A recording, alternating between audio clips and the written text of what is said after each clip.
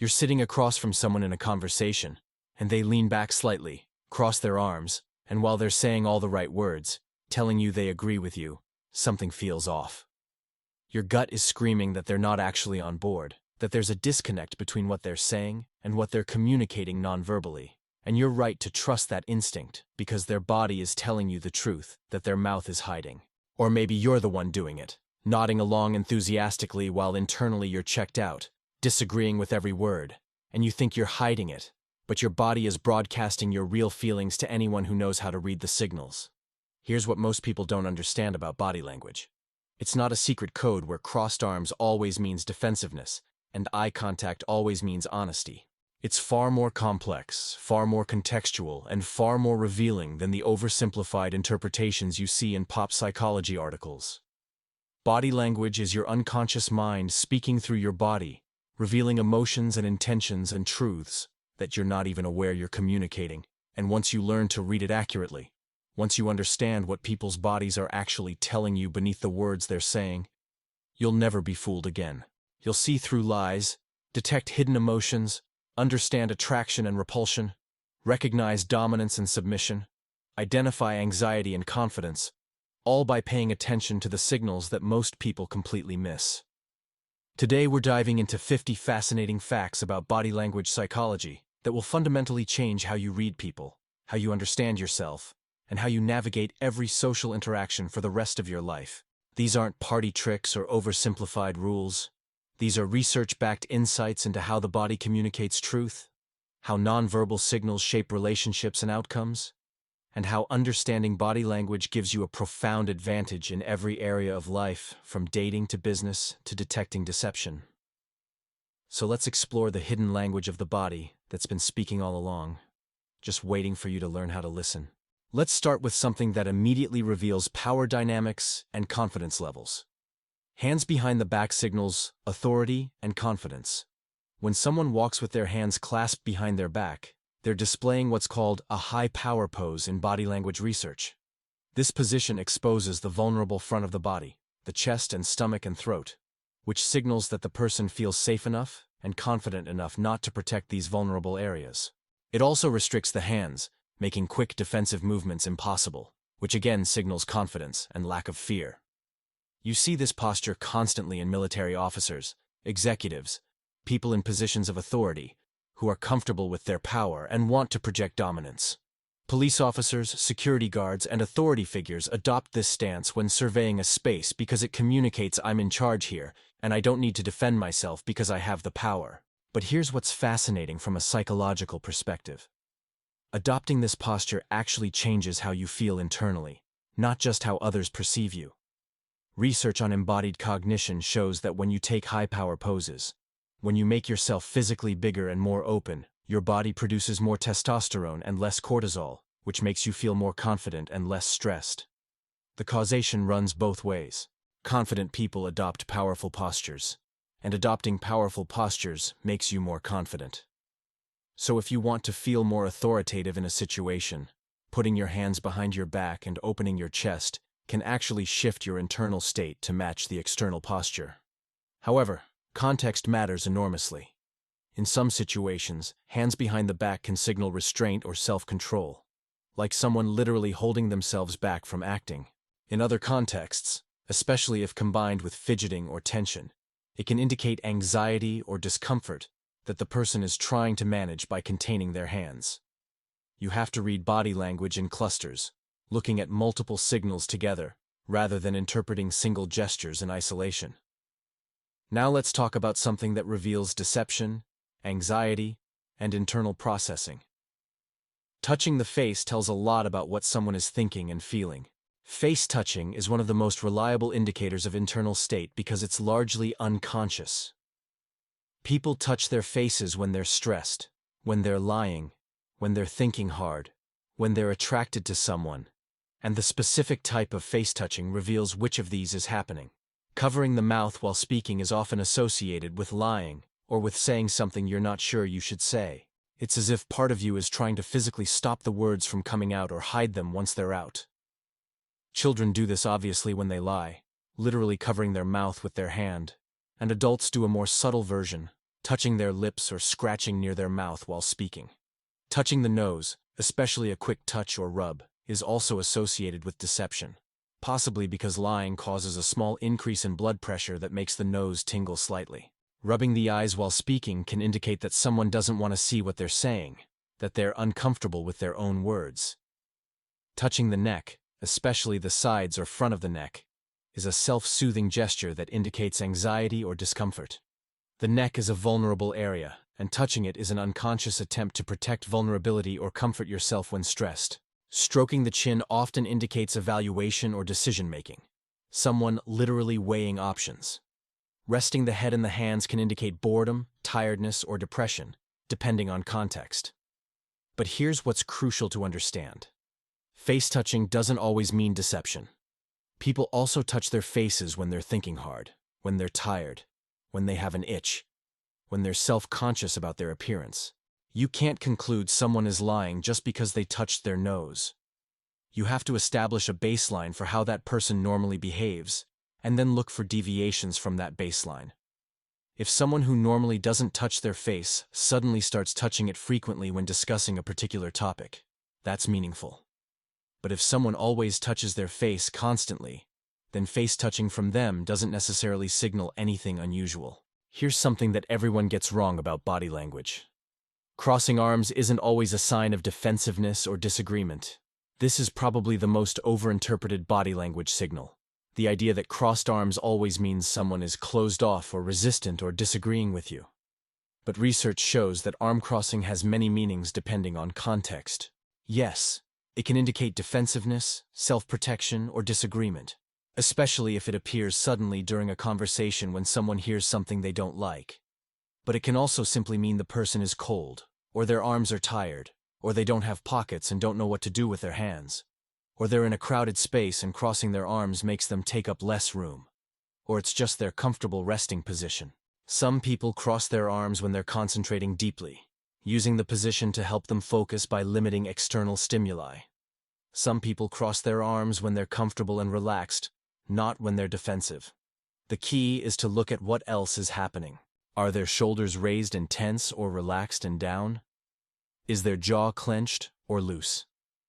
Are they leaning away from you or toward you?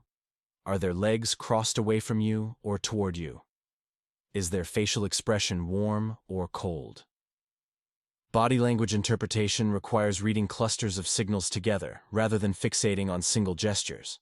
If someone has crossed arms but is leaning toward you, making eye contact, nodding, smiling, asking questions, they're engaged and interested despite the crossed arms. If someone has crossed arms and is also leaning back, avoiding eye contact, with tense shoulders and a tight expression, then yes, they're probably defensive or closed off. Context determines meaning, and this is true for every body language signal, not just arm crossing. Let's discuss something subtle that reveals internal state and self-consciousness.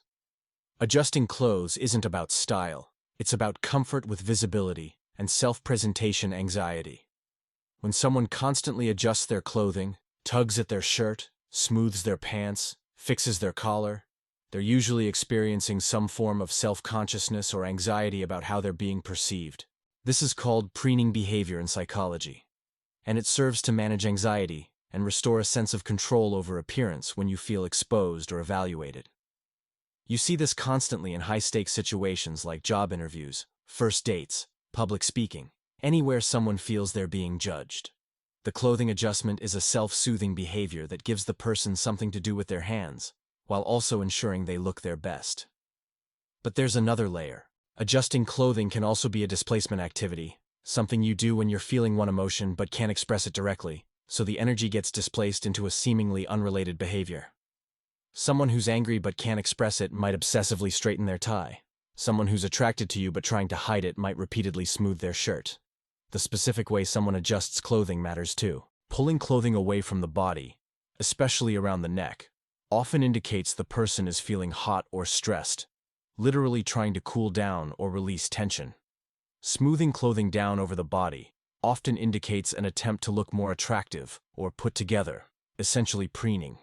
Tugging at sleeves or collar can indicate discomfort or desire to hide or protect oneself. Women often adjust their clothing more than men in mixed-gender interactions, partly because women's clothing often requires more adjustment, but also because women are socialized to be more conscious of their appearance and are often more aware of being visually evaluated.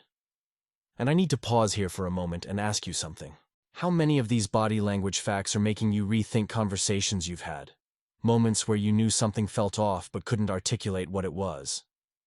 If you're starting to see how much communication happens beneath the words, how bodies are constantly broadcasting truth that words can conceal, I want you to leave a comment down below. It can be something simple like, "I'm never missing these signals again." Or, "This explains so many confusing interactions."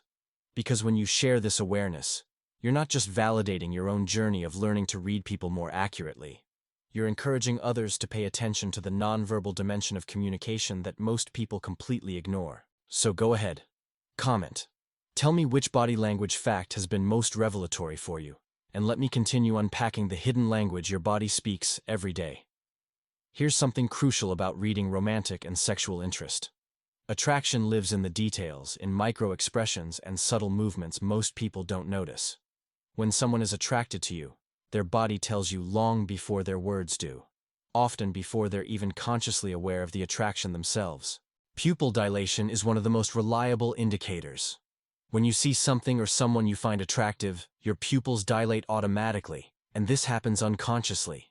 This is why candlelit dinners are romantic. The low light causes pupil dilation, which makes people look more attractive to each other. Leaning in towards someone signals interest and desire for closeness. If someone consistently leans toward you when talking, they're drawn to you. Mirroring is huge. When people are attracted to each other, they unconsciously mirror each other's body language, matching postures, gestures, speaking rhythms. If you lean back and they lean back, if you touch your face and moments later they touch their face, if your speech patterns start to sync, there's attraction, or at least strong rapport. Touching becomes more frequent. People who are attracted to each other find excuses to touch, casual touches on the arm or shoulder, removing lint from clothing, adjusting the other person's collar. These touches are often brief and could be explained away as innocent, but they happen much more frequently than they would in non-attracted interactions. Foot direction is surprisingly revealing. People point their feet toward what they're interested in. So if someone's body is facing one direction, but their feet are pointed toward you, they're interested in you, even if they're not fully oriented toward you. Grooming behaviors increase. Women play with their hair more. Men adjust their clothing and posture more. Both sexes unconsciously preen when attracted to someone. The neck is often displayed more. Women tilt their heads to expose the neck. Men stretch or roll their shoulders back to appear bigger. Laughing at things that aren't that funny is a sign of interest.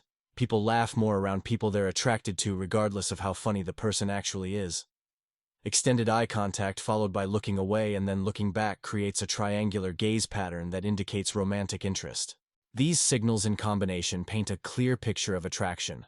But remember, no single signal definitively proves anything. You need to see multiple indicators together. Let's talk about something that reveals compliance, engagement, and sometimes deception. Nodding isn't always agreement, and understanding what nodding actually means in context can help you detect when someone is pretending to agree while internally disagreeing. Nodding typically signals agreement, understanding, or encouragement to continue speaking. When someone nods while you talk, they're usually indicating they're following you. They understand, they agree, or they want you to keep going. But nodding can also be a performance of agreement rather than genuine agreement. People nod when they want to appear agreeable even if they disagree. When they want to end a conversation quickly by seeming to go along. When they're not really listening but want to appear engaged. The key difference is in the quality and timing of the nod. Genuine agreement nods are usually moderate in speed and match the rhythm of the conversation. They happen at natural points, when you've made a point or finished a thought. Performance nods are often faster, more mechanical, and happen too frequently, like the person is trying too hard to convince you they agree. Watch for micro-expressions that contradict the nodding. If someone is nodding but their face shows tension, skepticism, or suppressed disagreement, the nod isn't genuine. If someone is nodding but their body is oriented away from you, or their arms are crossed defensively, they're likely not actually agreeing. Nodding while speaking can indicate that someone is trying to convince you or themselves of what they're saying. When people nod while making an argument, they're unconsciously trying to get you to agree by modeling agreement themselves. This is actually an effective persuasion technique. Nodding while you speak makes others more likely to agree with you. Some cultures nod more than others, and some individuals are just habitual nodders who nod constantly regardless of whether they agree. So again, you need a baseline for the specific person. Here's something that reveals dominance, confidence, and social hierarchy. Taking up space signals power and confidence, while making yourself small signals submission or low status. This is called postural expansiveness in psychology, and it's one of the clearest nonverbal indicators of how much power someone feels in a situation. People who feel powerful spread out, stretch their legs, drape their arms over chairs, lean back, and take up more physical space. People who feel powerless or submissive make themselves smaller, pull in their limbs, hunch their shoulders, take up minimal space. You see this constantly in meetings and social situations. The person who feels most confident often sits at the head of the table with arms spread wide and legs extended. People with less confidence or lower status sit upright, arms close to body, taking up only the space absolutely necessary. Men on average take up more space than women, partly due to biological differences in body size, but mostly due to socialization. Men are taught to spread out and take space, while women are taught to be small and contained, to cross their legs, keep elbows in, not take up too much room. This contributes to gender dynamics in professional settings, where men's expansive postures signal confidence and leadership, while women's more contained postures can be read as lacking confidence, even when competence is equal. Power posing, deliberately adopting expansive postures, can actually increase feelings of confidence and reduce stress. Research by Amy Cuddy showed that holding a high power pose for 2 minutes before a stressful situation increased testosterone, decreased cortisol, and improved performance.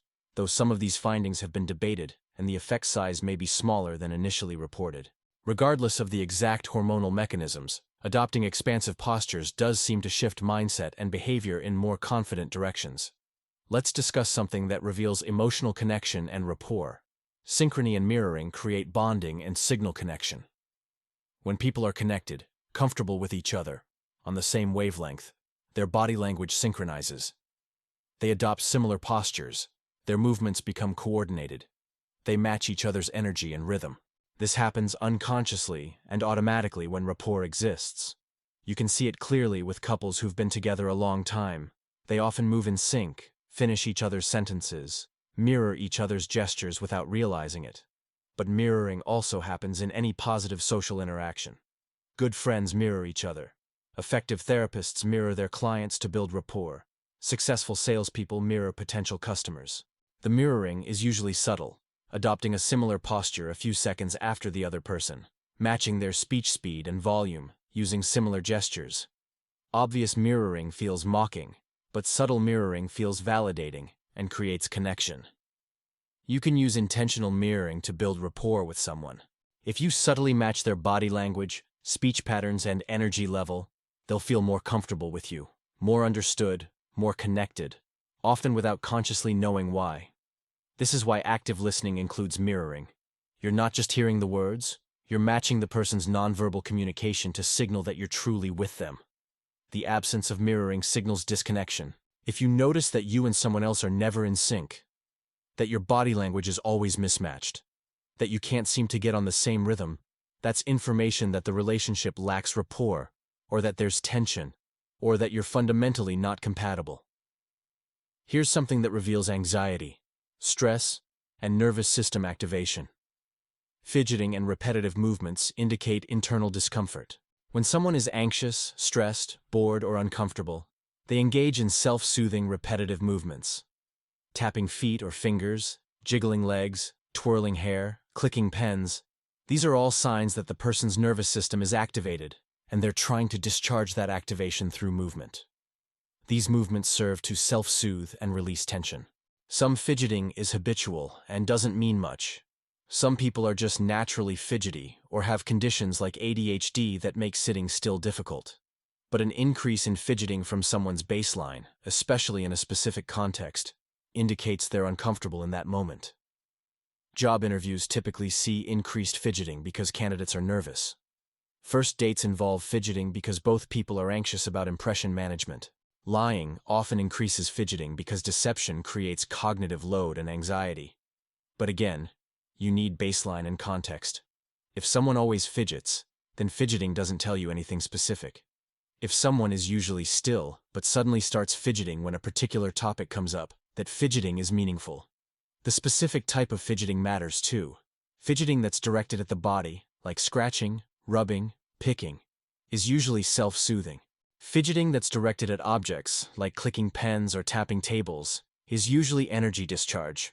Fidgeting that involves the feet, like tapping or jiggling, often indicates a desire to escape or move, like your feet are literally trying to run away from the situation, even though the rest of you stays seated. If you're feeling like this video is giving you a completely new lens through which to read people and understand social dynamics, leave a like to let me know this content is transforming how you see interactions. Each like tells me you're committed to becoming more socially intelligent, more able to read between the lines, more equipped to understand what people are really communicating beneath their words. Let's talk about something that reveals honesty, confidence, and dominance. Eye contact patterns tell you about power dynamics, honesty, and emotional connection. Eye contact is one of the most studied aspects of nonverbal communication because it's so revealing and culturally significant. In Western cultures, direct eye contact signals confidence, honesty, interest, and dominance. Avoiding eye contact signals submission, dishonesty, discomfort, or disrespect, depending on context. But it's more nuanced than that. The pattern of eye contact matters more than the amount. Holding eye contact while speaking signals confidence in what you're saying. Looking away while speaking can indicate uncertainty about your words or discomfort with being seen while vulnerable. Holding eye contact while listening signals interest and engagement. Looking away while listening can indicate boredom, distraction, or discomfort with intimacy. Too much unbroken eye contact can feel aggressive or intimidating, creating a dominance challenge or signaling romantic interest. Too little eye contact feels evasive or uninterested. The sweet spot is intermittent eye contact, holding gaze for a few seconds, looking away briefly, then returning. This feels natural and comfortable. Liars don't necessarily avoid eye contact. That's a myth.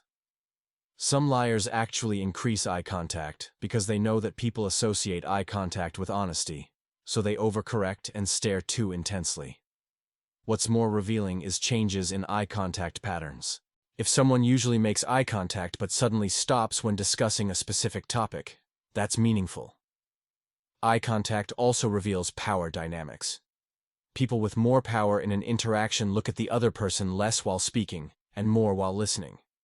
People with less power do the opposite, looking at the powerful person more while speaking, seeking approval and validation, and looking away more while listening, showing submission. Here's something that reveals emotional state and territorial behavior. Personal space violations indicate either intimacy, aggression, or cultural difference. Personal space, the invisible bubble around your body that you don't want others to enter uninvited, varies by culture and relationship. In North American culture, intimate distance is 0 to 18 inches, reserved for romantic partners and very close family. Personal distance is 18 inches to 4 feet, for friends and friendly interactions. Social distance is 4 to 12 feet, for professional interactions and acquaintances. Public distance is 12 feet and beyond, for public speaking and formal situations. When someone violates your personal space, entering a zone they're not entitled to given your relationship, it creates discomfort and arousal. This violation can signal dominance and aggression, someone literally invading your space to intimidate you. Or it can signal intimacy and attraction, someone testing whether they can get closer, whether you'll accept increased physical proximity. How you respond to personal space violations reveals your feelings about the person. If someone you're attracted to moves closer and you don't back away, you're accepting the escalation. If someone you dislike gets too close and you back away or create barriers, you're enforcing your boundaries. People with more power often violate personal space more, standing too close to subordinates, entering their offices without knocking, touching them casually. This is a dominance display.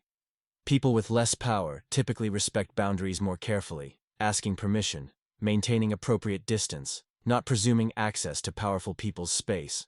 Let's discuss something that reveals submission, agreement, and sometimes romantic interest. Head tilting signals openness, curiosity, and non-threat. When someone tilts their head to the side while listening to you, they're displaying interest and openness. The head tilt exposes the neck, which is vulnerable, signaling that they feel safe with you and are not defensive. Head tilts also indicate that someone is processing what you're saying, considering it thoughtfully. Women tend to tilt their heads more than men, partly because it's a submissive gesture, and women are socialized to be less threatening and more agreeable. Head tilts can also be flirtatious. Exposing the neck is a courtship behavior that signals attraction and receptivity. Dogs tilt their heads when they're trying to understand something, and humans do the same.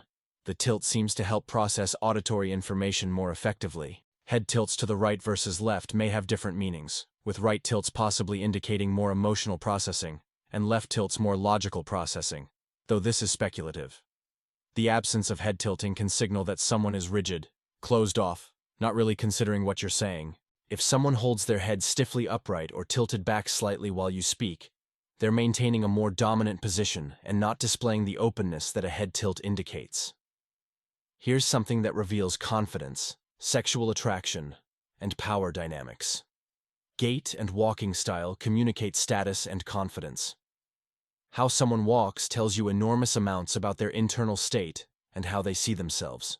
Confident people walk with heads up, shoulders back, purposeful strides, taking up space, moving at a steady pace. Insecure people walk with heads down, shoulders hunched, shorter steps, making themselves smaller, sometimes moving quickly as if apologizing for existing in the space. Powerful people walk slower. They're not hurried. They take their time because they don't answer to anyone. Lower status people often walk faster, rushing to meet demands and obligations. The swagger walk, with shoulders rolling and arms swinging, is a dominance display common in young men, signaling physical confidence and willingness to fight if challenged. The hip sway walk, more common in women, emphasizes femininity and can signal sexual availability or simply female confidence. High heels change women's gait, creating more hip sway and making legs appear longer, which is why they're considered attractive despite being uncomfortable. People walk differently when they know they're being watched versus when they think they're alone, walking more deliberately and self-consciously when observed. Let's talk about something that reveals processing, disagreement, and emotional state. Facial touching and covering reveals internal dialogue. We touched on this earlier, but it deserves deeper exploration. Your face is the most expressive part of your body, capable of making thousands of distinct expressions, and how you touch or cover your face reveals attempts to manage those expressions. Covering the mouth often indicates suppression of speech or emotion. You want to say something but you're stopping yourself, or you're shocked and reflexively covering your mouth. Touching the lips while listening indicates evaluation. You're considering what you're hearing. Rubbing the chin signals decision-making, weighing options. Covering the eyes indicates not wanting to see something, literally or figuratively. Someone might cover their eyes when hearing bad news or when they're embarrassed. Pinching the bridge of the nose signals frustration, stress, or headache. Resting the chin in the hand can indicate boredom or tiredness if the head is propped heavily, or contemplation if held lightly. Face touching increases dramatically when lying because lying creates stress and discomfort that leads to self-soothing behaviors. But remember, face touching also increases when thinking hard, when tired, when self-conscious, so it's not a definitive lie indicator by itself. Here's something that reveals attitude, connection, and respect. Orientation and angle of body toward others signals interest and engagement. When someone is interested in you and engaged in the conversation, their body orients toward you, squared up, facing you directly.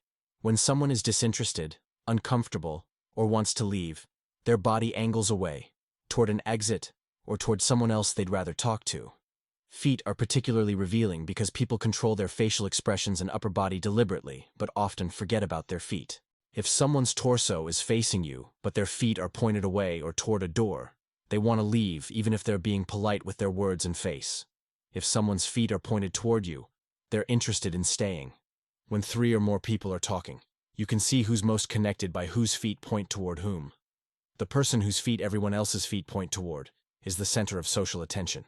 Turning your body fully towards someone signals respect and full engagement. Keeping your body angled away while talking to someone signals that they're not your priority, that you're ready to divert attention elsewhere at any moment. In romantic situations, squared-up body orientation combined with sustained eye contact creates intensity and intimacy. In professional situations, slightly angled body orientation can feel more comfortable than intense face-to-face interaction, which can feel confrontational. Let's discuss something that reveals comfort, confidence, and territoriality. Sitting positions and postures communicate status and security. How someone sits tells you how comfortable they are in a space and how much power they feel. The power sit involves leaning back, legs spread or ankle on knee forming a figure 4, arms wide, taking up maximum space. This is a high-status, comfortable position. The subordinate sit involves sitting upright or forward, legs together or crossed, arms close to body, taking minimal space, ready to respond to demands. Slumping signals depression, exhaustion, or defeat. Perching on the edge of a chair signals discomfort, readiness to leave, or anxiety about being there. Straddling a chair backward, sitting on it reversed with arms on the back, is a defensive position that creates a barrier while also signaling casual dominance. Women are taught to sit with legs crossed and together, minimizing space, while men are taught the figure 4 or spread leg sits that maximize space. These gendered sitting patterns reinforce power dynamics where men take space and women make themselves small. Where someone chooses to sit in a room reveals power and preference. The head of a table is the power position. Sitting next to someone signals alliance or intimacy. Sitting across signals potential confrontation or formality. Sitting at angles signals friendly engagement without intensity. Here's the ultimate truth about body language that ties all of these facts together into a coherent framework. Body language is your unconscious mind broadcasting truth that your conscious mind can't fully control or hide. Your body speaks your real emotions, intentions, and reactions before you've consciously processed them, while you're consciously processing them, and after you've consciously decided to hide them. The body is more honest than the mouth because it's harder to control. You can choose your words carefully, construct sentences that convey exactly what you want to communicate, lie deliberately, tell partial truths, omit crucial details. But your body is broadcasting constantly without your full conscious supervision, revealing through micro-expressions, posture shifts, gesture timing, spatial choices, exactly what you're feeling and thinking beneath the performed surface. This is why paying attention to body language is so valuable. It gives you access to information that people aren't consciously sharing, that they might not even be consciously aware of themselves. But here's what's crucial. Body language isn't a simple code where gesture A always means emotion B. Context is everything. Cultural background matters. Individual baseline matters. Clusters of signals matter more than individual signals. A single gesture can mean 5 different things depending on what else is happening. This is why the best body language readers don't rely on simplistic interpretations. They develop sophisticated pattern recognition that integrates multiple signals, considers context, establishes baselines, and holds interpretations lightly, rather than jumping to conclusions. Use body language awareness to become more attuned to social dynamics, more empathetic to others' unspoken emotions, more honest with yourself about what you're actually feeling versus what you're telling yourself you feel, and more conscious of what you're communicating nonverbally, so you can align your body language with your intentions when it matters. The goal isn't to become a human lie detector or to manipulate others through calculated body language. The goal is to develop genuine social intelligence, to read the room accurately, to understand emotional reality beneath social performance, and to show up more authentically yourself by ensuring your body and your words are telling the same truth.